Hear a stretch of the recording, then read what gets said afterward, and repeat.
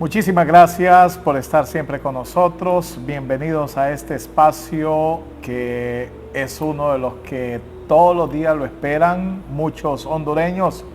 Hoy nos toca en el Progreso y encontramos al profesor, con mucho cariño, siempre lo enfatizo, Carlos Escobar. Es una persona muy querida, ambientalista. Bueno, ¿qué tema no podemos tocar con él?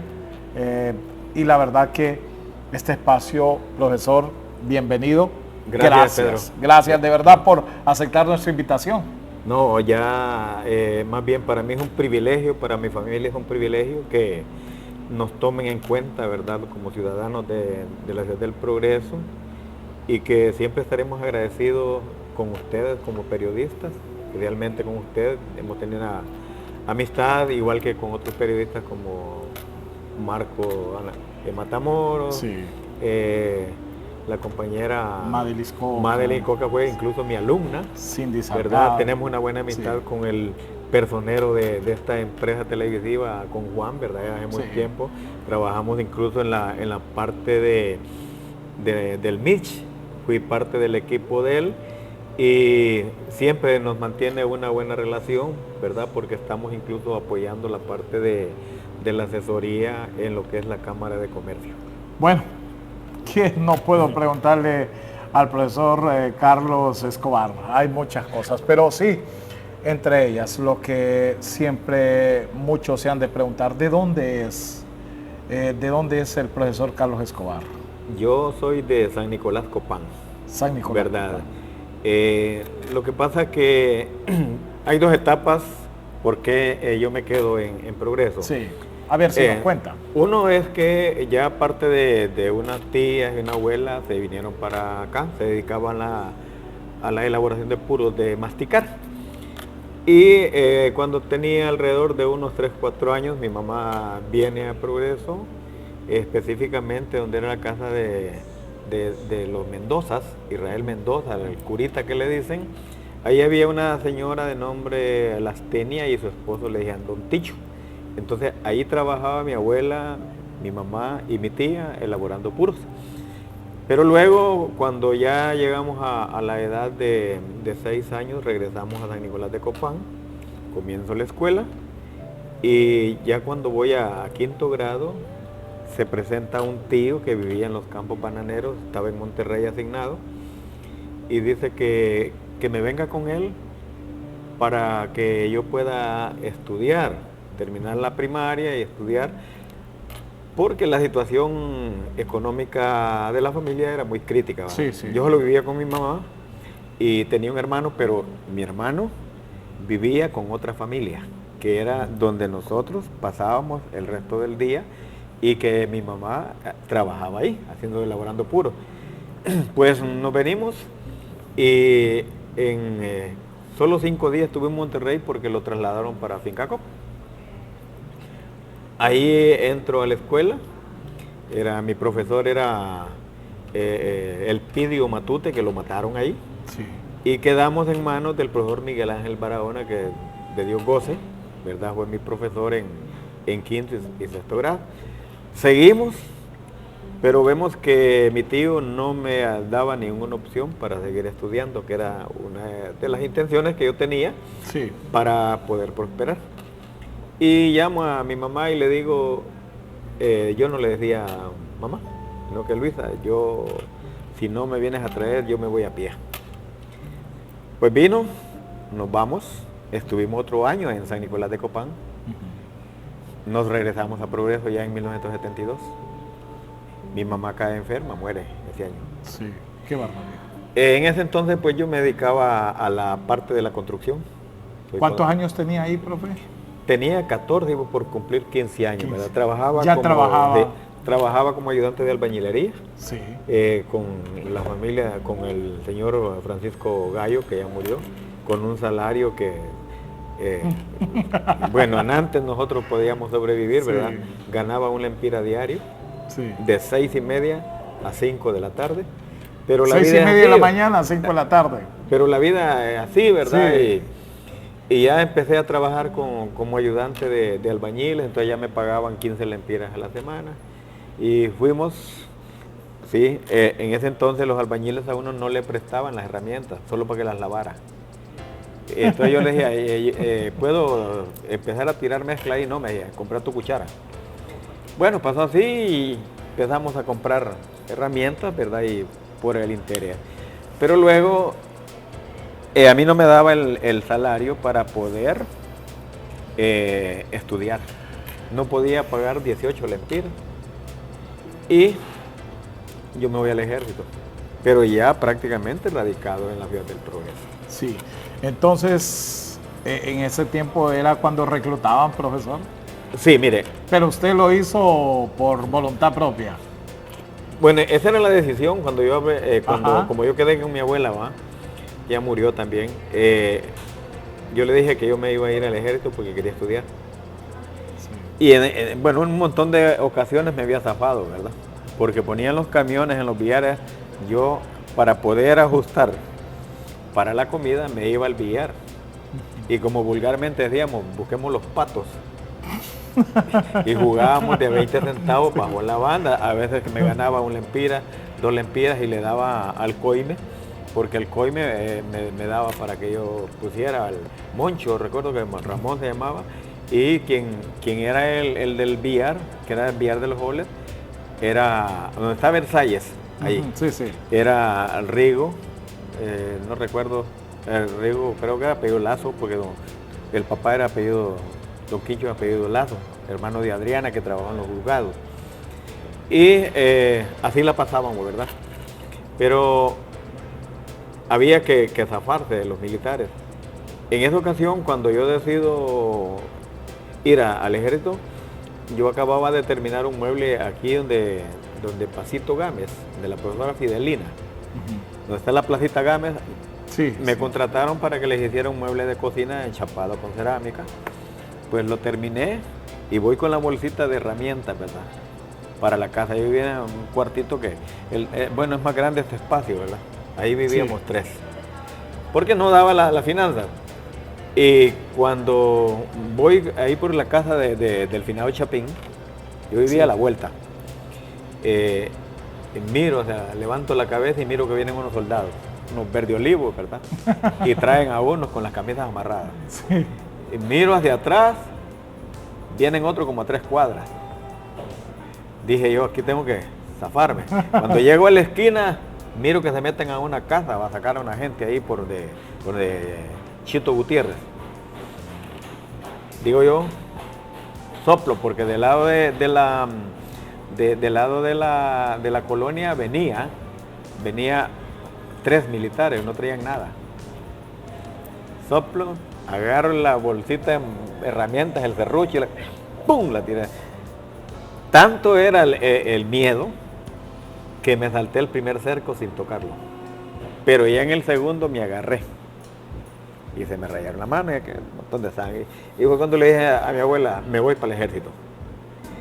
Y yo no sé si usted conoció a uno que tenía una llantera que le llaman Macho Negro. Tal vez. Eran amigos, ¿verdad? Y con otro Armando Ponce, un poco tartamudo, ¿verdad? Lo vamos a enganchar y le digo, nos vamos para el ejército, papá.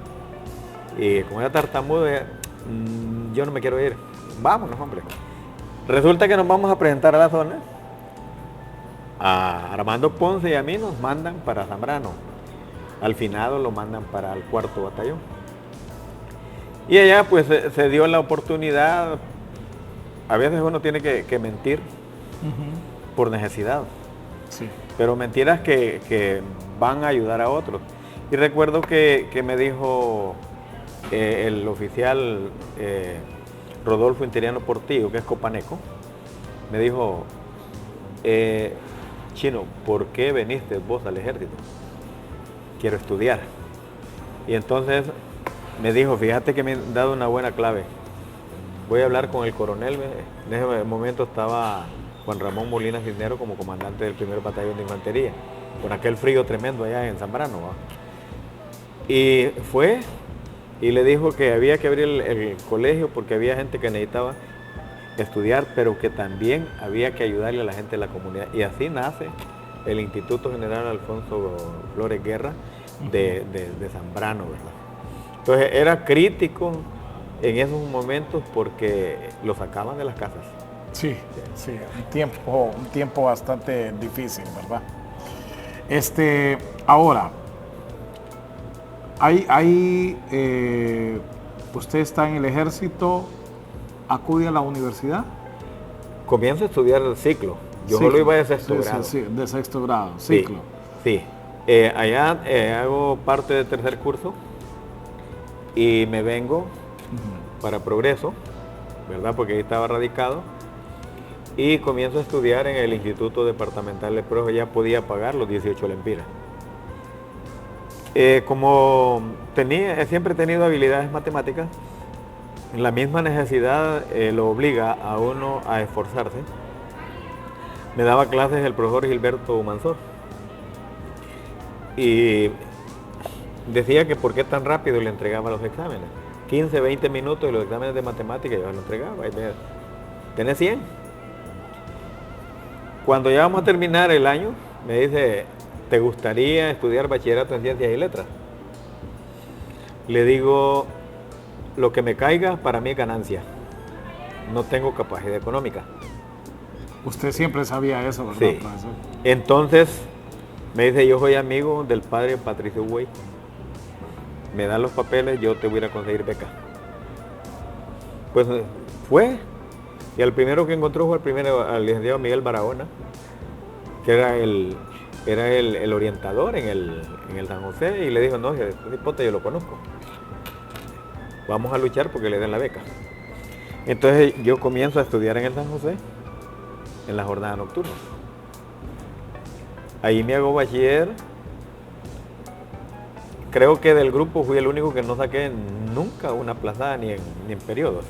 Toda la vida tuve un diploma de reconocimiento, como el primero hasta el tercer lugar, que daba unos diplomas, ¿verdad? Sí. Y en el segundo año, a mí me condecoran como el mejor bachiller integral de la promoción, que éramos 110. Éramos 25 en la noche y 85 en la jornada del día. Ahí estaba Gerardo Rivera, estaba este muchacho, el finado Antonio Córdoba, y varios, ¿verdad? Pero la mejor alumna de ahí era la que ya falleció, Sonia Gallo. Okay. Entonces yo perdí por Sonia Gallo, con 4 décimas perdí el primer lugar. Vamos a hacer una brevísima pausa en estos momentos. Hoy nuestro invitado, Carlos Escobar, un profesor de generaciones, ambientalista, pero sí nos ha contado, ¿verdad?, parte de su vida, el esfuerzo para lograr ser una de las personas destacadas en el Progreso Lloro. Ya volvemos.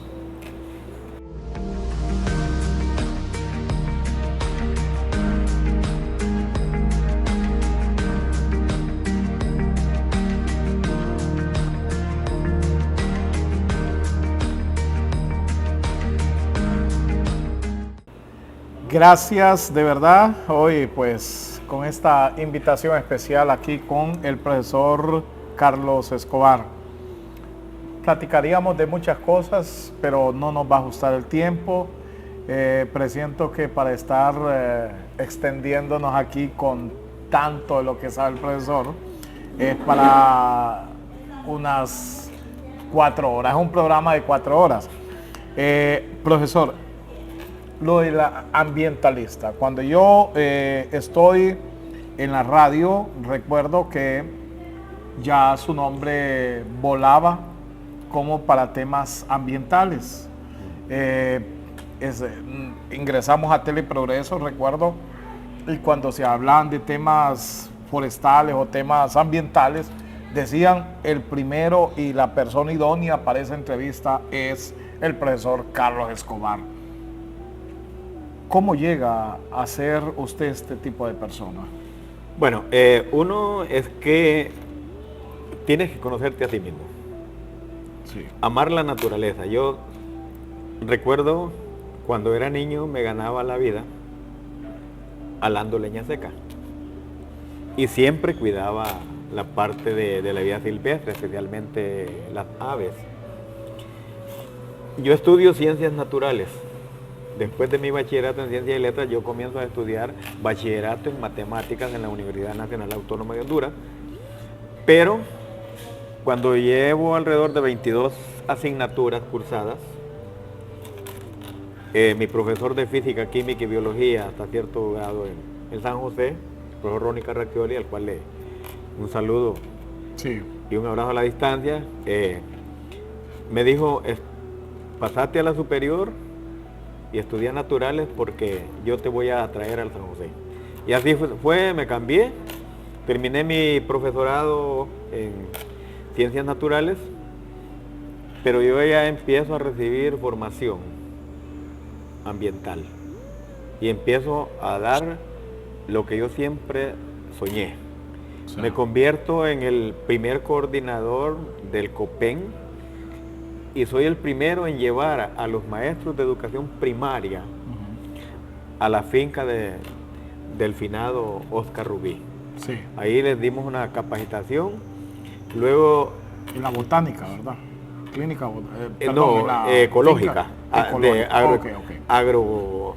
Sí. Agroecología. Sí. Y luego yo participo para una beca para viajar a Estados Unidos sobre educación ambiental. Me avisa como a eso de esta hora la profesora Gumercinda Díaz. Me dice, mira Carlos, porque me conocía desde que yo era un niño, mañana va a haber un concurso para unas becas ambientales en Estados Unidos. Anda mañana vos. Pues le digo, pues puede llegar donde va a ser la reunión y voy. Saco el cuarto lugar a nivel nacional. Y viajo a formarme aún más en la parte ambiental. Pero adherido a eso, comenzamos a hacer un trabajo de concientización. O sea, la parte ambiental, yo comienzo a trabajarla desde los 80. Incluso estuve a punto de ir a parar al presidio por defender mi coquemado. Sí. ¿Verdad? No me voy a omitir los nombres de las personas, Claro. ¿verdad? Pero eran políticos en ese momento de alto calibre a nivel nacional, que su obligación era más bien hacer el trabajo que nosotros hacíamos, pero lamentablemente sucede eso, ¿verdad? Y a partir de ahí empezamos a formar grupos ambientales, nos reunimos recuerdo con el profesor Roger Mendoza, Jorge Larios, Hermilo Sánchez, traemos a doña Gladys Fasquel y empezamos a crear lo que se llamaba el capítulo de ecología, adherido a la organización a la cual yo pertenecía, que era la Asociación Hondureña de Ecología, que la dirigía en ese momento. El director ejecutivo era el ingeniero Rigoberto Romero. Y empezamos a trabajar y ya después de que viajamos a Estados Unidos formamos lo que se llamaba PACO, Profesores Ambientalistas y Conservacionistas de Honduras, a nivel nacional.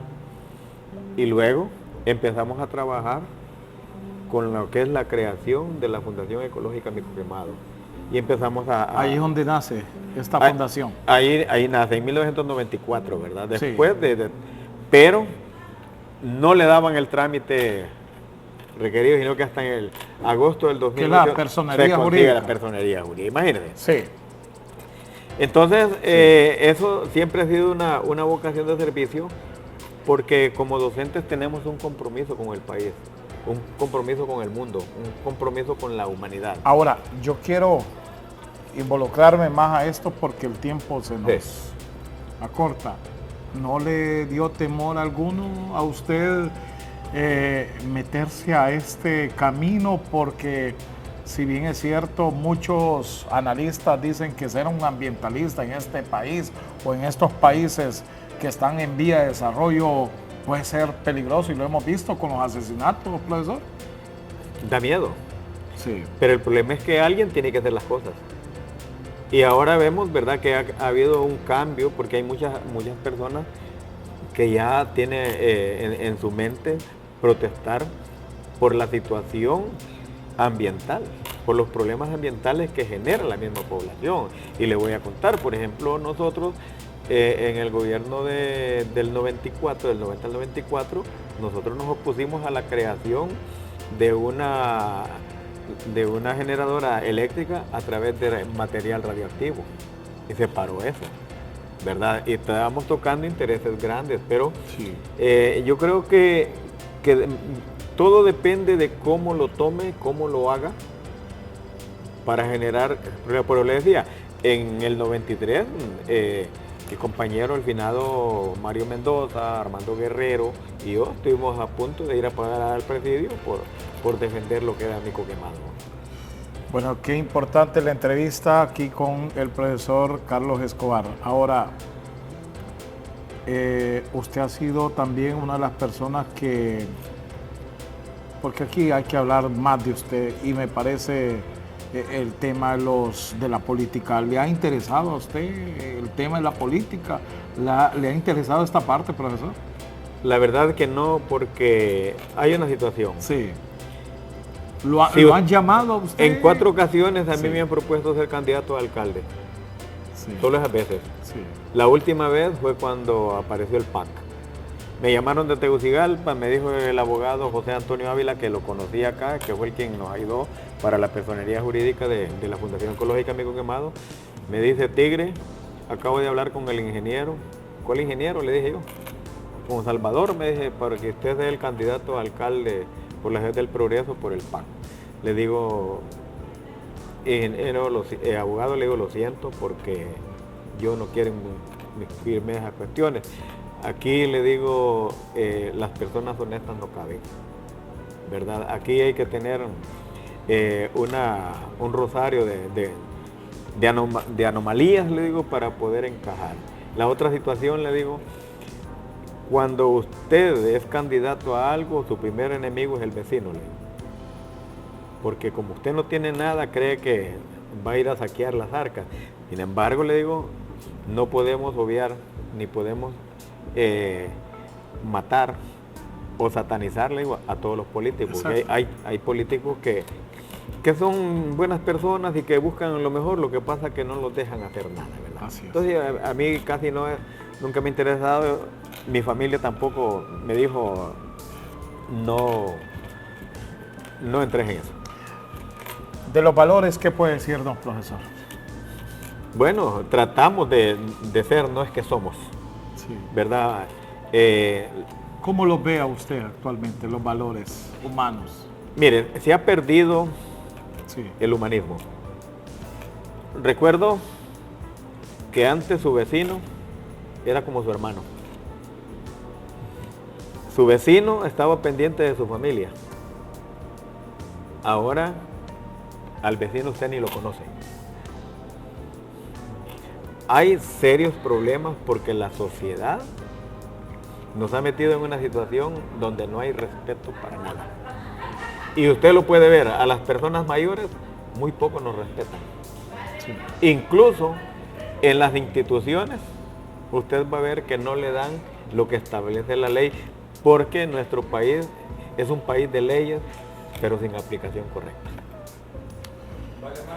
Hoy, por ejemplo, como formador, porque aún sigue usted activo, ¿qué es lo que más le dice a los jóvenes? Uno es que debemos de ser conscientes de lo que estamos estudiando, sí, y que debemos de ser responsables, que si entramos a una empresa que nos da la oportunidad de conseguir la comida, debemos de ser leales hasta el último día. Que no caigamos en el deterioro aquel donde dice que la persona cuando va a buscar trabajo ofrece todo. El primer mes es una maravilla, pero en el segundo se enjarana y no le ajusta el salario, entonces comienza a decir que lo explotan. Y sabemos, las empresas no nacen para perder, nacen para ganar. Y uno tiene que ser leal hasta el último momento que trabaja en una empresa. ¿Algún agradecimiento a su familia? ¿Algún agradecimiento en especial, profesor? Bueno, en primer lugar, agradecer a mi familia que siempre me da el apoyo. ¿El nombre de su esposa, profesor? Sandra Marixa Ramírez. Yo tengo 3 hijos, ya son profesionales. ¿Los nombres de sus hijos? Mi hija mayor es Kendi Giselle Escobar, es ingeniero industrial y tiene su maestría, luego la siguiente vive en España, es médico, graduada en Honduras en la Nacional y con un título de especialidad de neumóloga. Y el último, que es un odontólogo y se especializó en ortodoncia en México, ¿verdad? Sí. Y familiares así un poco alejados, pero siempre hemos tenido el respaldo de la familia de mi esposa, ¿verdad?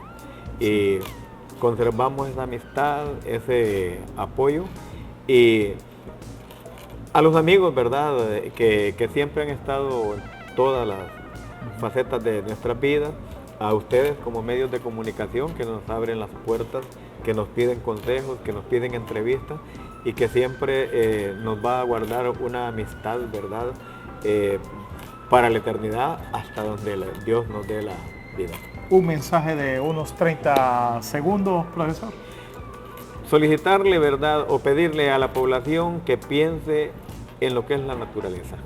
La naturaleza nos da todo. Por eso decimos, no hay amor sin interés y la única que salva es la naturaleza. ¿Por qué se salva? Porque no nos pide nada.